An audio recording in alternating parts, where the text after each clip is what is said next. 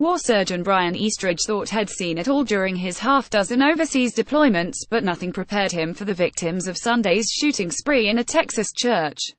Eastridge, a top surgeon at University Health System in San Antonio, witnessed a child die while 3 others fought for their lives.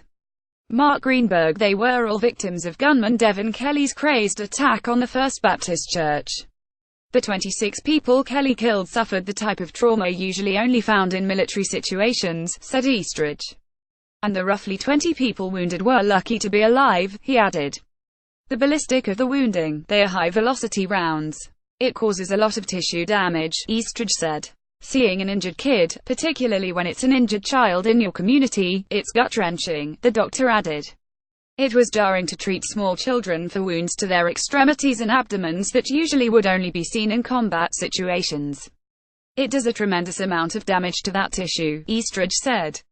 His hospital got 9 patients, 4 children and 5 adults. Eastridge said his surgeons worked frantically to save one child who was on the brink of death. The child went to the operating room. They had, amongst other things, blood vessel injuries to the abdomen. Actually had a life-threatening injury.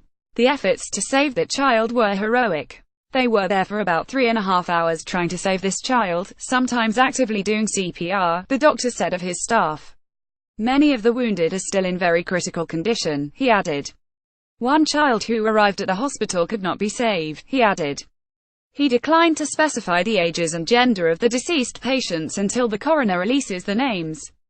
We initially got the 4 most severe patients from Sutherland Springs, probably an hour after the event, he said. The most severely injured were 3 children that we took to the operating room immediately and 1 adult. And all had multiple gunshots. Eastridge said it was a lucky break that he had 7 surgeons at the hospital Sunday.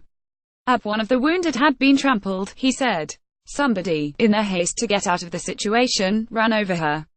It's a normal human response to try to get out of the way, he said.